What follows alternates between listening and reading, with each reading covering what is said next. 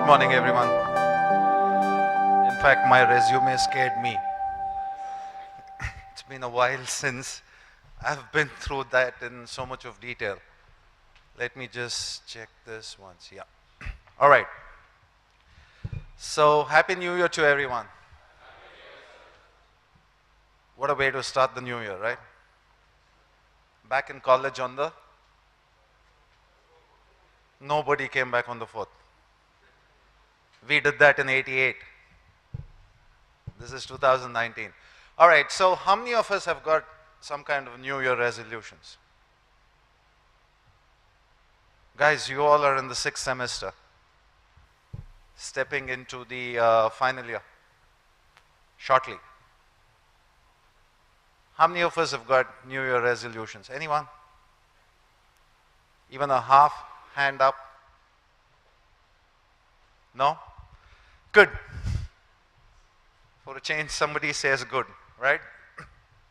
The reason I asked you is, research shows that New Year resolutions don't last for more than 7 days.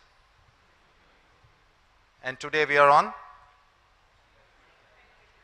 9th of Jan, right? Why doesn't it last?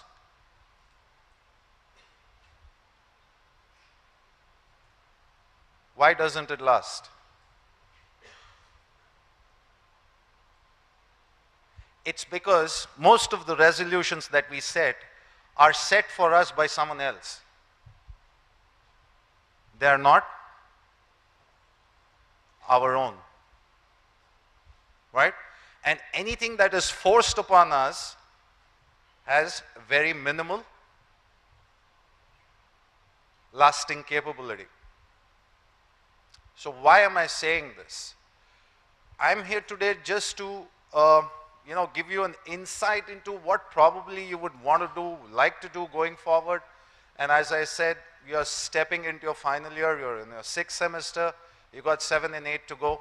Of course, you have number 6 to go also, but then you are at that point of time in your educational life where you need to take those decisions, right? And what do I base those decisions on? It's important. Yes or no? Am I sounding Greek and Latin? No? All right. So, when we're looking at that, we're talking about a big aspect called change. Right? And where does change happen?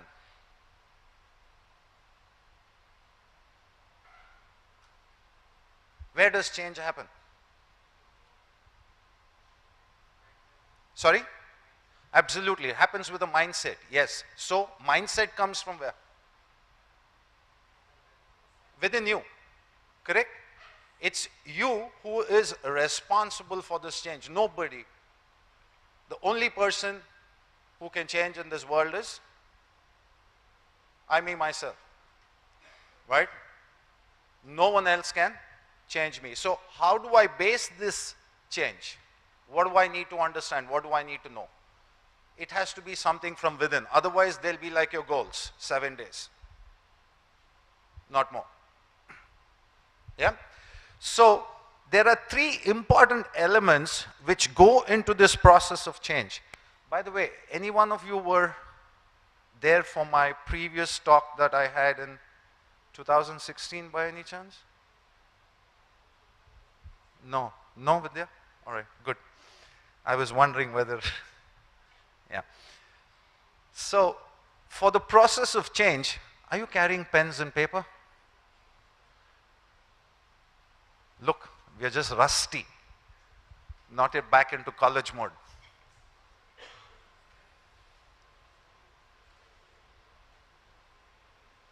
Borrow a sheet of paper from your neighbor if you don't have one.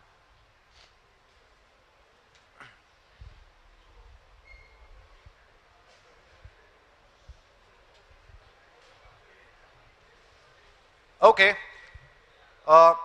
even if you don't have, let's refocus here. For the process of change, there are 3 elements which are necessary. Okay, what are they?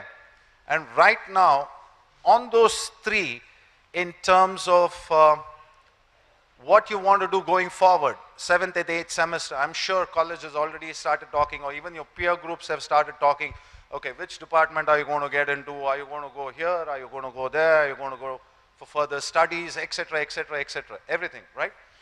But for this to happen, 3 elements are important. And what are those 3 elements? We will give a marking, we will give a rating for that. Right now, with 0 being the lowest and 10 being the highest, how focused are you about the next 1.5 years? Okay, that's fantastic. If you're going for your industrial training next semester, how focused are you in terms of where you want to go? Which department? The reason I'm asking you is I'll come to it later, but then let's just make a note. How open are you for this change?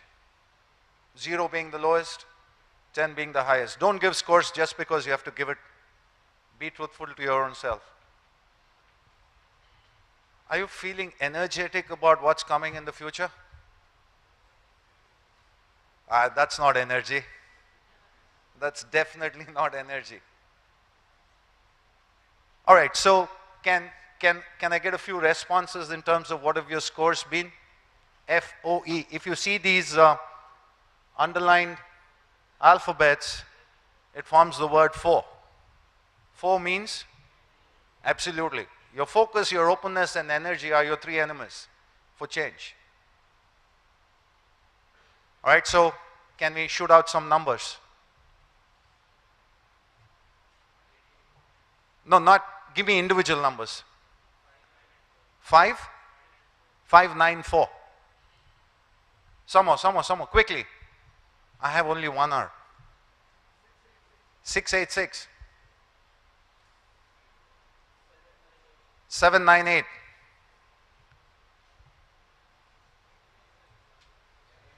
1089. Okay? A couple more. 876. 888. Okay. Good. There's one difference that I notice from the scores that I get in corporate workshops versus what I'm getting over here. Your score on O seems to be pretty high. One of the biggest factors where we can talk of in terms of transforming change is if I'm open to it. A lot of us are not open to change. Yeah? So if I go to corporates, I usually get scores of 4, 0, 3 on O because they've closed doors by then, working in those environments. So hold on to those scores. We might be at this point of time in our college life wondering what next, and we might be finding it difficult to cope up with some stuff or the other. Yes? Maybe it might be a particular subject, it might be a particular course, it might be whatever. Now what happens is usually when we are weak at something, what are we told? Sorry? Work upon it. How? Typically for children we do this. You're weak in maths, take tuition in maths. Right? So what are we saying? Acquiring and enhancing skills is the answer that we look for. It might not be. Okay? So we might be, well, like I'll tell you, in F&B service, I was the pits. I could never carry that tray with so many plates and this balancing. It never happened. No matter how hard I tried. It was difficult, right? So it was a coping skill. So what would our faculty do in the same hotel? They would give us a tray with 12 plates filled, climb up from the ground floor all the way to the 4th floor and get back. Still happens? No? Thank God. Okay. So improve skills through practice. Yeah, I'll be good for that day, but after 2 days, doesn't happen. Yeah. So what do you make them do? Take double tuition. It's a psyche, it's a mental makeup that we all have. If we practice it over and over again, it becomes good.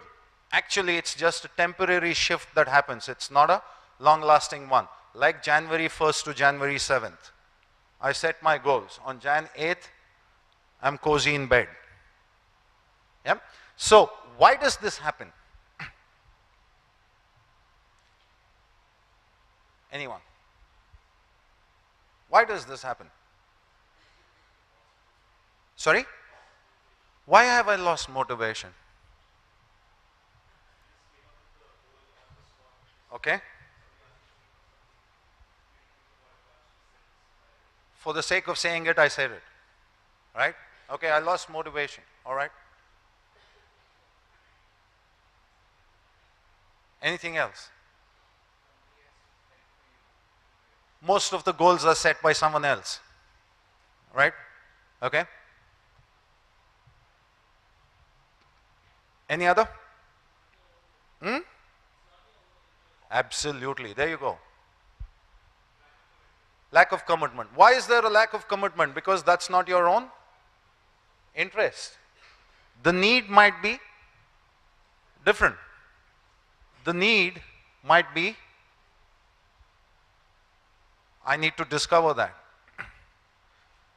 Look, I mean, we all know that if you are in this department, your growth in the industry is like this. If you're the chef, if you're in F&B, if you're in front office, if you're in housekeeping, this is how it goes in terms of the hierarchy. You see the top positions in the industry, they're being taken up by people working in this department. So I'm being fed with information which is motivating me temporarily.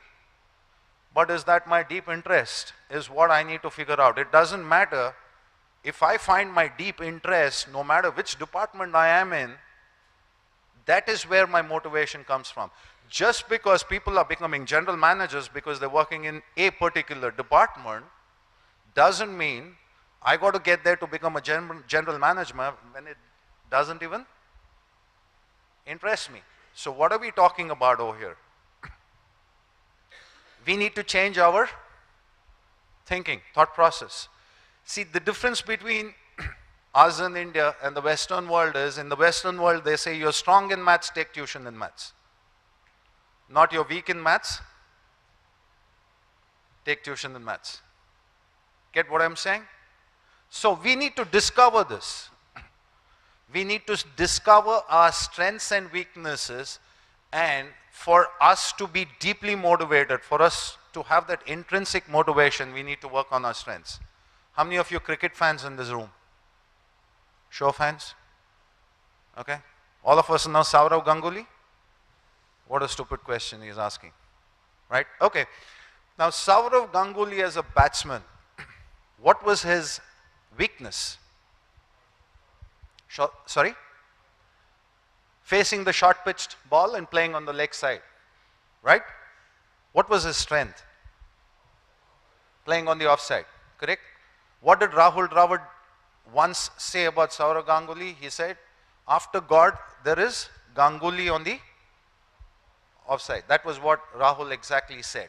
Now here, I am this coach, teacher, parent, manager, whatever of the Indian cricket team. I come to the nets and I tell Sourav Ganguly, pad up, bat. I'm going to ask every bowler to bowl on the leg stump and bowl short so that you can improve your weakness. What would have happened to that man? What would have happened to that man?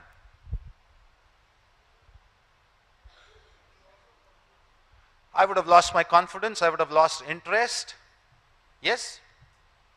Yes? What should a good coach, teacher, manager, leader say in that situation? Practice so that you don't get out to those balls. That's all. But then focus on. So if I'm weak in maths, practice so that I clear that subject, because we all have these examination systems. Doesn't mean I need to become a champion in But if I'm good in maths, let me focus on that more. All right, so here is a very important decision that you need to make, especially since, like Vidya was saying, you're going into your industrial training. What is my strength? Work there. Not on what is my. If you're strong, no matter which field you are in, you will grow. There's no doubt in that. Let's get that shift. Let's make that first change, right? So start focusing on your strengths. Important. Yep. Because today we are in a world where there is change and complexity. I mean, I remember when I did my first industrial training way back in, I don't know, 30 years ago, in Agra, we used to do night auditing in a book which was 300-room hotel. So we write month to date, year to date, week to date, what is the occupancy level, etc., etc. Condense it into one page, and in the morning go and give it to the front office manager and the general manager. My God, we used to take 8 hours. I guess it takes about 8 seconds today. That's a transformation that has happened, right? So how do I see? In the previous world, what we were talking about is we were either dealing with only change or we were dealing with complexity. Today, we are dealing with both. Now, what do I mean by that? We all were witness to the Telecom Revolution that we had in 96 when it initially started, 96, 97. We saw this one store which was open near our house, right? Who was selling mobile phones. Those days, mobile phones were like radios, or like those, real think ones. Now, this guy was involved in only change, and the mobile phones started evolving. To today,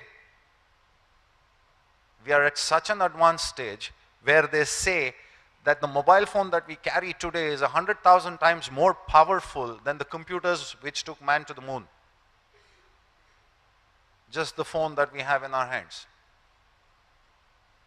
Okay, this guy was only dealing with change, and he was selling that. So spruced up his shop, he did everything, and then one day when you're walking down the street, you didn't find him, and you asked, where is he? They said, no, he's gone and opened another shop in Parkala. Okay, he's not there anymore near Tiger Circle. Right? So he was dealing only with change. On the other hand, there are some jobs which have complexity. Like I do some work with a chemical company. In fact, it's a Tata-based group. It's a chemical factory, right? Here, a person that is pretty much similar, I guess, to what the hotel industry is. Here, the person is taken on probation, right? Then he's extended probation. Then he's made temporary. Then he's made permanent, and by the time he finally becomes a manager, it's a good 6-7 years or 5-6 years because of the complexity within that plant. Right? I don't know how the industry is now because it's been a long time since I've been associated with the industry, but I'm sure even in hotels it's going to take you a good 4-5 years to reach positions of real responsibility, minimum 5-6 years. Yeah.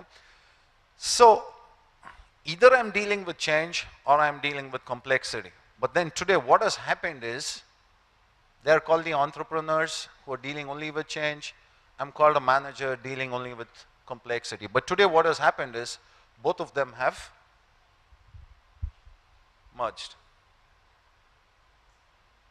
And for me, I need to be able to deal with this merger. And that's when I can be called as a leader. That's the reason we say focus on strengths. Yeah? Why is that important? What does it take? What does it take to succeed at work? Can you give me some reasons?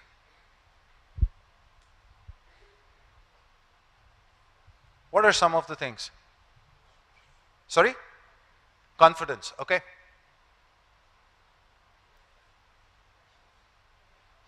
Passion, okay. Good. Patience, who's that? Who said that? I heard the word patience. It's okay, don't worry. Tell me, I like that word, that's why. Oh, you're here. Okay. All right. Yeah. Something which we've lost today in this technology-driven world. We don't have patience anymore. What else? A good attitude. Taking responsibility. People skills. Wonderful. Commitment. Now tell me, which of your textbooks are teaching you all this? Not even a single textbook is teaching you all this. It's all from. Today we live in a world of change and complexity where your 4-year course can only get you an interview. Let me be very clear about it. It can only get you an interview. It can't even get you a job. What gets you the job is the passion, the commitment, the attitude, where you're working on your strengths, which no textbook teaches you. So that's the reason I keep stressing on this point that focus on strengths. Focus on strengths. Yeah, just because I'm a guy, oh, I can't get into housekeeping. No, need not be. We might have some fabulous housekeepers as males. Because I'm strong in that. Right? So why do smart people fail? Guys, we are what? Number 3 in the country or number 2? Ranking? Number 1? Number 1, number 2. Right? So we are supposed to be smart. But even then we fail. Why?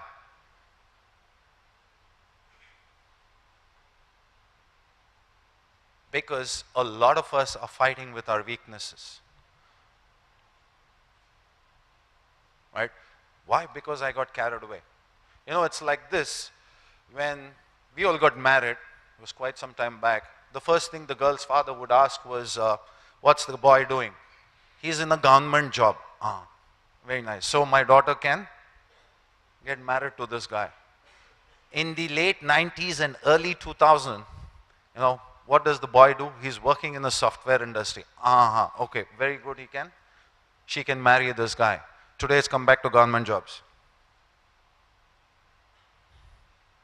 Right? We are looking at safety. We want to do something where we've seen success before. Yes, but am I doing that in my strength or am I doing that with my weakness? Is what I need to understand. Yeah. So these are the 3 things that we have. This is your textbook knowledge, IQ. Right? This is your technical skills, your labs, your practicals, your industrial training, all that you pick up. To add to these 2, this is the element, the emotional quotient or the emotional intelligence that we talk of, that is needed. What's that? Passion, attitude. What are the other words we heard? Sorry? Commitment, all these things. Right? So moving forward, now having these and a research being done, this is how it, ouch, I'm sorry, transpires. If you take a sample population, now let's take this classroom over here for example, if you take a sample population and you assess them for strengths or their performance over a period of time, 3% of this population fall into the category of top performers. Good performers form about 10%. Average performers are 60%. 27% are poor performers. Where would you want to be? No, don't say average, yeah? You're in the top 2. At least I would want to be in the good, yes? Good and top, right? Now look at this. If you add these 2, the poor performers outbeat the to 2. What is this saying? Why is a top performer a top performer?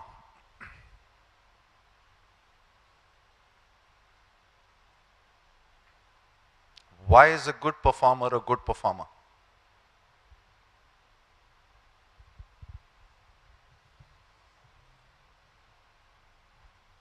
What I've been saying for the past half an hour. We work on we are driven by passion. We are driven by commitment. We are driven by, with the knowledge that I have in terms of my technical skills and my textbook knowledge, when I add these, I become a top performer. So how does this go? We have top cricketers, good cricketers, average cricketers, poor cricketers. Top doctors, good doctors, average doctors, poor doctors. Top hoteliers, good, average, poor. Across industry. All of us have in this average and poor to move into the good and top. But then we as a culture follow the safety principle. He's in a government job, can get married to him. I am not a leader, I become a follower. I don't set new paths, I take paths which have already been set. For me, when I work in the top and good, I set new paths. Because that is what it is today, folks. I mean, every day is innovation. What we knew 6 months ago is defunct now. Literally defunct. Yeah? So, what do we talk about when we are saying in terms of a career, the law of winning? Perception minus expectation is equal to satisfaction. We all live in the service industry, yes? Right? You all agree? Now today in the service industry, what is expected from us as a service provider to our customers? Because that's what we are in for. Now you all are my customers, to be very honest with you. Yeah, because you might go and say, tell someone else, you know, we had a talk like this and it was interesting. I'm saying it. Risking my, yeah. So today what has happened is, when it comes to service, the service that we provide, when we look at performance versus customer satisfaction, implicit expectations don't matter anymore. Now if I come into Valley View today, I expect something. I expect a good room. Right? I expect good food because I'm paying for it. It's implicit. It's not something out of the ordinary, out of the book. Yes or no? Right? What can I add to that to make my customer service experience or my experience in this hotel a little bit more where I carry tales? What can I add? Good room, good food. Chalo, it's accepted. How can I try that implicit into an explicit service situation? What else can I do? What forms guest satisfaction? Good food and good room is guest satisfaction for me, yes, but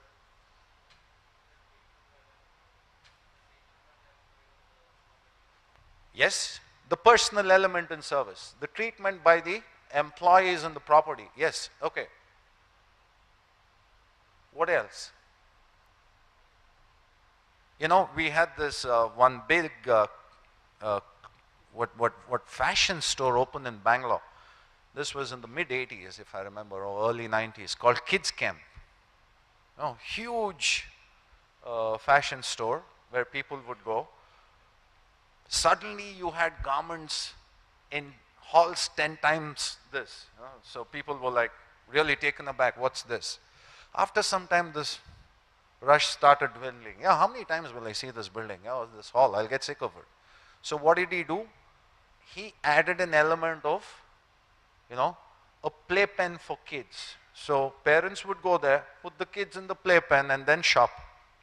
That became a slightly explicit service. Got business back away. But today what has happened is we have gone into latent. We've gone even beyond that.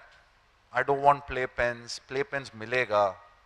You know, child care available. what next? This is where we are thinking now. Every day we are looking at latent, how do I address latent expectations of people? No more implicit and explicit. I'll give you an example that happened with me once. Having dinner at a restaurant, very nice, implicit, explicit, all good, suggestive, telling us have this food, this thing, this, that thing, all right. General good service experience. At the end of the meal, this guy comes and says, can I have your car keys? I said, for what? He said, have you parked the car inside the mall or have you parked it outside? I said, I've parked it inside the mall. He said, sir, if you give us your keys, we will go pay the parking fees for you and bring the car out and the friend. I didn't expect it. I had no expectation. My latent expectations, which was totally unexpected, was addressed. And I'm talking to 170 people about it over here today. I'm carrying it as a word of mouth advertising for that hotel. So this is where we are heading to, folks. Okay, this is where we need to start looking at. And I can look at this only if I constantly work on my passion, my commitment, all the words that you said. So, what time are we at? Go on. Yeah, so just to give you a story of some of the turnaround changes that have happened in industry or allied industries to the hotel. There was this airline called as the Scandinavian Airlines. Have you, any one of you heard about this Moments of Truth? Jan Carlson of the Scandinavian Airlines. Okay, so Jan Carlson became the CEO of the Scandinavian Airlines in, I think, way back in 1981. And at that time, Scandinavian was going through a huge slump in business. So every other airline was doing pretty well. Not that they were not doing well, but Scandinavian was failing. So what did he do? It is rumored that he disguised himself and booked himself on British Airways, if I'm not mistaken. And he went to the airport. Or rather, his service expectations started from the time he made a call for his reservation. The way the telecaller picked up the phone and answered and addressed his issues, he felt was completely different from Scandinavian. When he called up Scandinavian, he found the interaction completely different. Then he goes to the airport. Scandinavian versus British. Scandinavian, nobody around. He had to practically pick his own luggage, put it on the trolley, go into the check-in. The other airline, there's a person waiting because this guy is booked on business class, whatever, takes him, greets him, puts him in the queue.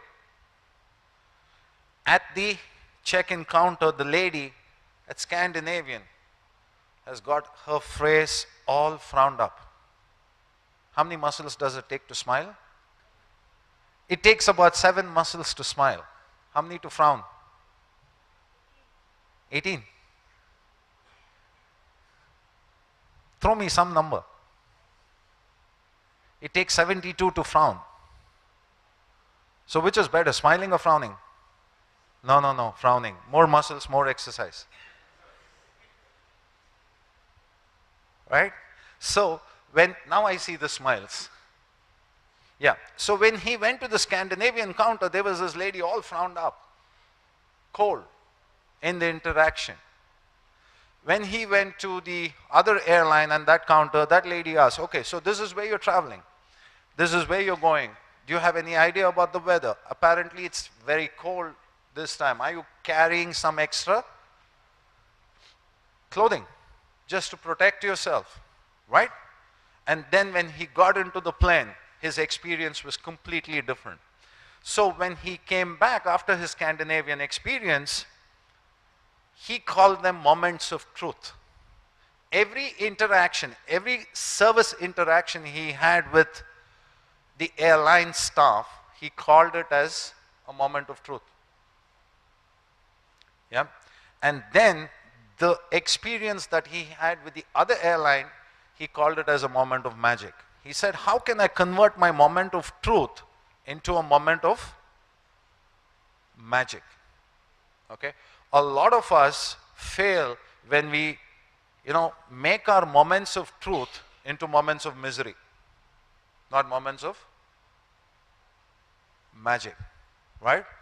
This is why I said, if I'm not working on my strengths, I'm not open to what's happening around me. And when I'm not open to what's happening around me, I easily get frustrated and I fall into average and poor performance brackets. That's when the frowns start. Yep. So, folks, converting the moments of truth into moments of magic is what we need to look at for my own self. Now, forget about a service situation. For my own self, how can my moment of truth is here? I'm getting into industrial training next year, next semester, going out of college in 21 March? No, 20 March. Yeah, I'm going out of college in 20 March, 2020. And according to statistics, in 2020, India is going to have the highest number of employable, ready for employment youth. And we're going to be the youngest country in the world, where 65% of our population is going to be below the age of 30. In that, I think in that, about 43 or 45% are going to be below 25. All of you sitting here. All right, so how can I convert my moments of truth into my moments of magic? What do I do? What do I have to do to get there? Is what is very, very important. So what are we looking at in terms of strategies for growth and factors for success? When I started in the beginning, where does change happen? Someone said inside, right? Or they said within, right? So, and my attitude. So what are some of the things that I need to look out for? This is what we call as winner versus loser behavior. Yeah? What are all the things a winner says? How many of you are saying this right now? I'm back in college on Jan 9. Life is not good to me. Right? Yes, I will. No, I won't. I'm very clear. I'm not this cat on a wall situation, right? Neither here nor there. Decisions, the greatest, some of the success stories are defined by my capability to take decisions, right? As a leader, I need to take decisions. Yep. I can't be a cat on the wall fence. If I'm playing India versus Pakistan in the World Cup final, and as the captain of the Indian team, I can't be sitting and saying, I'll give 3 balls to Ashwin, I'll give 2 balls to Bumrah, okay, and I'll give 1 ball to Ishan. World doesn't work that way, right? I need to decide whom I'm going to go with. Yeah, and remember, my chair is much hotter than the Prime Minister's chair when I'm playing Pakistan in the final in the World Cup, right? But whatever decision I take that day, the responsibility is I might win the World Cup and become the biggest hero this country has ever seen, or I might lose it and become the biggest villain this country will ever see. Okay, so yes, I will, no, I won't. One of the biggest excuses that I see in the corporate world, we don't have. Yeah.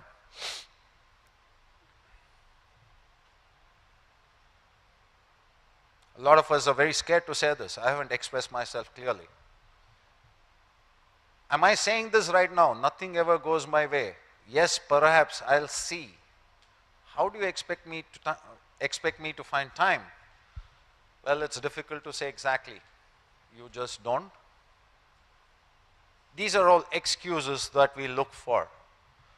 Our human brain, human psychology says that, let me look for. I don't want to take any personal responsibility.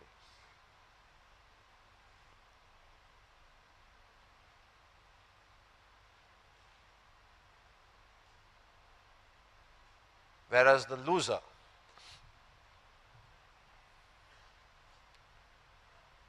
I'm always comparing. Tell me, I've said again, we've always done this in this way. This is a very typical one. If we go in this modern world today where we're looking for creativity, where we're looking for innovation, Serena was telling me, yes, oh, okay, Serena did not address this batch. Yeah, so when we're looking at creativity, when we're looking at innovation, the first thing that we always get as a rebuttal with the people who are already in the system is, oh, we've done this before. This doesn't work. That is the biggest demotivator, right?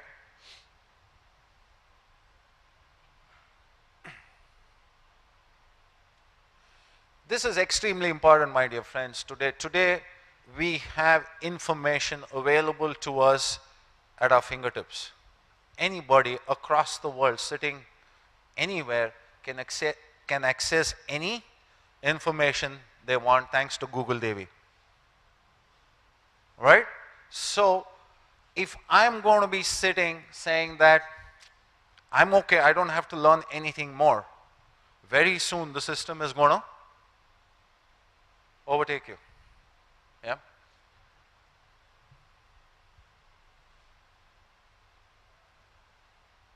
The resistance to change. Why keep changing things?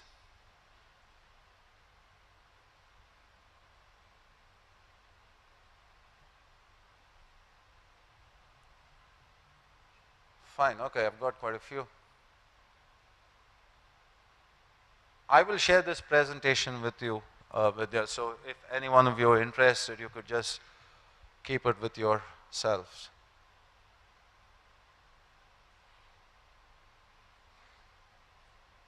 Another very typical cliche term that we use, that's not my job. Yeah?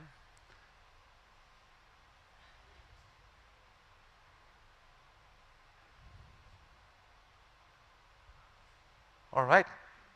So when we're looking at change, remember this one thing. You can't change what's going on around you until you start changing what's going on. And I can change what's going on within me only if I know my strength. Right? But whenever I tell people you need to change, we have that institutional reluctance to change. Why should I change? What's the need? Yeah? And we say this, no? The only person who always likes change is, any guesses?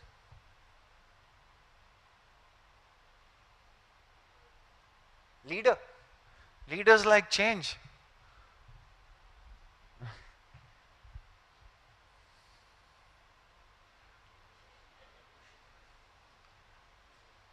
Nobody else, right? Because change challenges our paradigms, alters the way we think, makes life more difficult for a while, causes stress.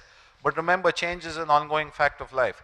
Today you've heard something different, where we are saying work on strengths, not on weaknesses. It's a change. Because right now, right till here, you've been brought up by saying, improve your weakness. And that's why probably, even today, I'm in that average and poor performer. I haven't stepped into the bracket of good and top performers, right? So what do I need for me to make this change? What are those attitudinal changes? What are those thought patterns? What are those behaviors that I need to adapt to make this change? I need a zest for life. What is a zest for life?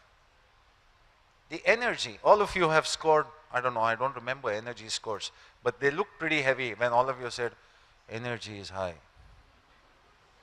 Right? The zest for life. I need that energy.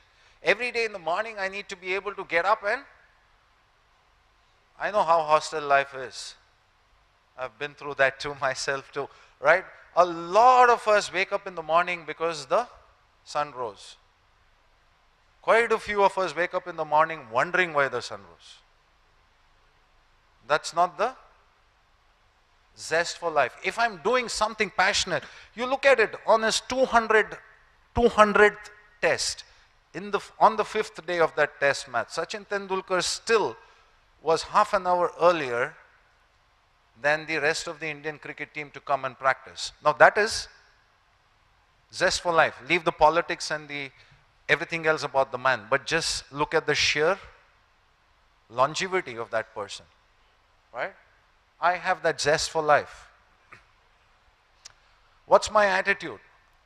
As long as the skies are clear and blue, I'm the best person to be with. But the minute I see clouds in the sky, in the horizon, I'm the first person to quietly, do I see the silver lining at the end of every cloud? That's my attitude.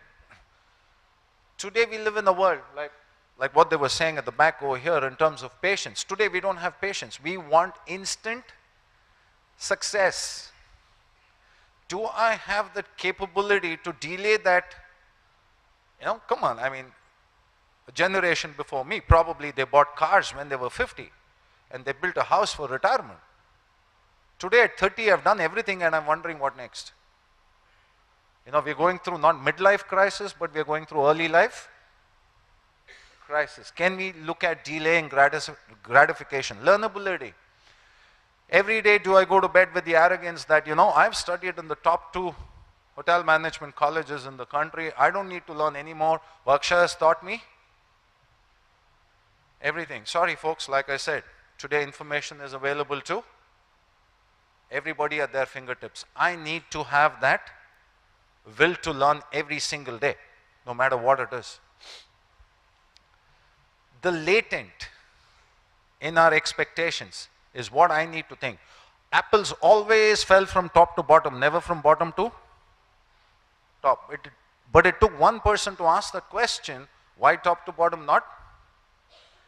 Due to which today space travel is possible for us, right? How latent am I in my thinking? How different am I? They say that to get a gram of gold, you need to dig tons and tons of mud, right?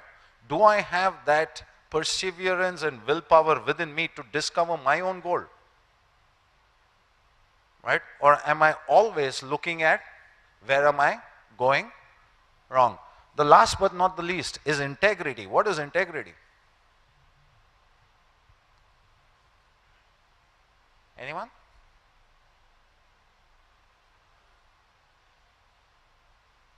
Integrity is what I think to what I say to what I do. There needs to be a connect. A lot of things I think something, I say something else, and I do something completely different. That's not integrity. There was this dad who comes home from work, finds his son doing his own homework, and he notices that the pen that he's using, that the son is using, is not what he's used to seeing. So he goes up to the son and says, "Hey Ajay, is that pen yours?" He says, "No, it's not mine." So the dad says, "You know what? I've told you not to borrow things from others. Whose is this pen?" "Oh, it's a friend of mine, Sandeep's, it's his pen." "Have you told him?" "No, I haven't told him." "What? Not only have you borrowed his pen, but you've also not told Sandeep? How dare you do that? Next time you want a pen, tell me, I will bring it from my office." That's not integrity that we are talking about. So this is what I need as an individual quality for winning. And if you're talking about change, in fact, Vidya asked me to send my latest.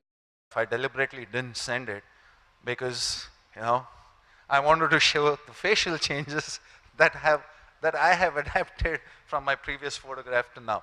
Anyway, folks, so with this, I guess we are at, what's the time? Just about 5 minutes? Okay, cool. So I will open the house for any questions that you might have for the next 4 or 5 minutes, and then we will close from there. So who has the first question?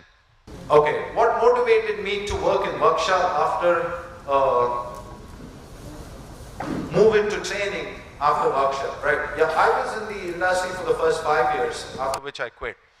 And I remember that the hotels that I was working with the front office. So one thing that always used to intrigue me was the behavior of people.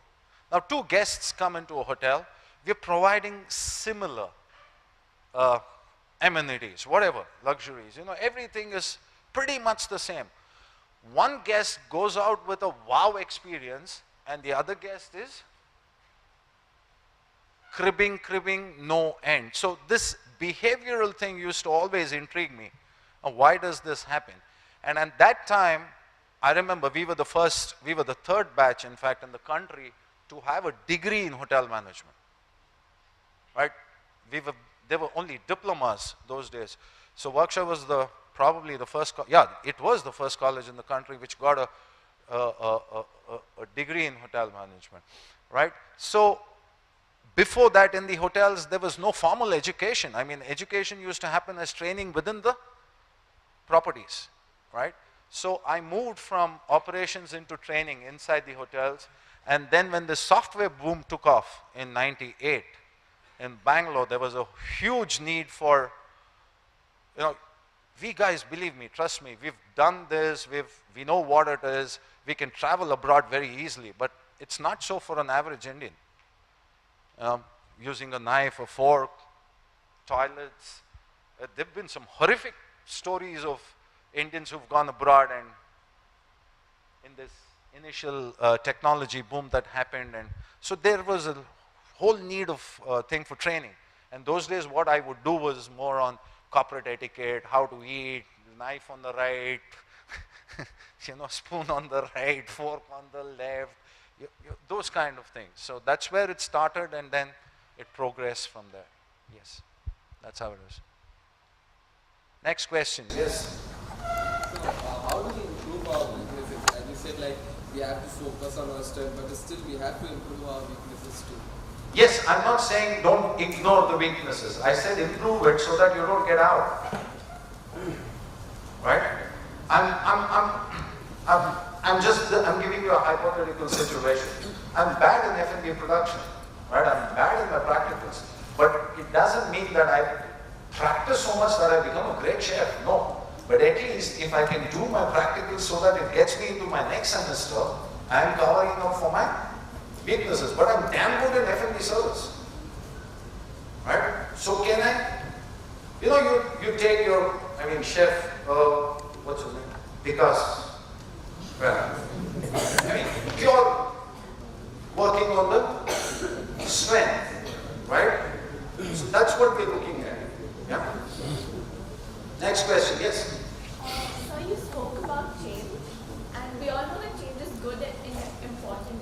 But how do we come in terms with this change? Like, how do we come to terms with? If you don't come to terms with change, change will come to terms with you. The externals will eat you up if you don't come to terms with it. Yeah? Yes? So you mentioned before that you also trained corporates in the past. How exactly are their attitudes different to us students? Look, I'll tell you one thing, yeah. One of the best things that ever happened to me was to get into this field of hospitality. One thing is for sure, we learn dignity of labor. That differentiates us from any other industry. Probably to a certain extent, maybe the mechanical industry is a little bit in terms of this dignity of labor.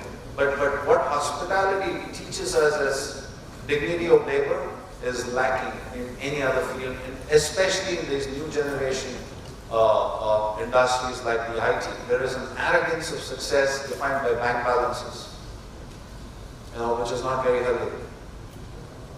Which is not very healthy. Yeah. Okay, I guess I have time for one last question.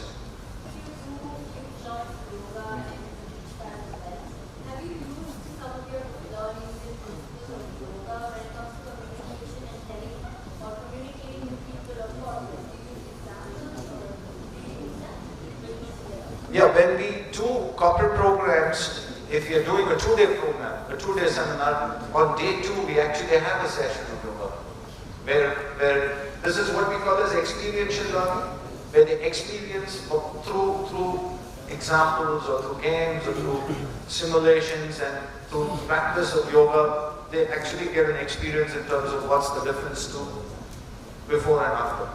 Yeah, it happens. Okay, I'll extend it by one more question. So will meditation will help us to achieve these things? Absolutely. See, this is what I wanted to mention, but I don't know. I didn't really think in this particular environment I would want to bring about that. Since you asked me, I will tell you some kind of what we call as renewal regime.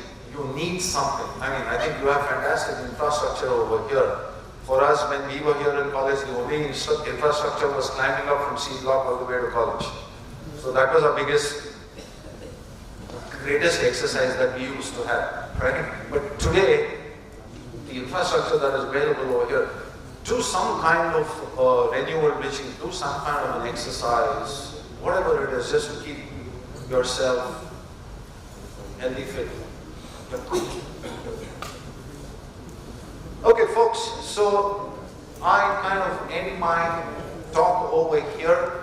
These are the various forums that I'm available on. Anytime I come, alma mater, I come to place, and Vidya and Chef, thank you so much. I mean, you kept me in the radar, you keep inviting me over and over again. It's always wonderful to come back to, on my way to Manipal yesterday, I was just thinking, I took that road from Bangalore to Manipal 30 years ago. How many of you were even thought about that? Not many, I think. And today we are on the 30th course. 31st course. Okay. So we were 33rd is here. Okay. I'm third course. So, right? It's okay. The change, the facial changes shows. Right? So it's always wonderful to be back here. All the very best to you all, folks. And look at your focus, your openness, and your energy. New beginnings, new whatever you want to do. Stay in touch. I always have a wonderful time whenever I come and give talks like this, be it to students or to corporate leaders. Thank you very much.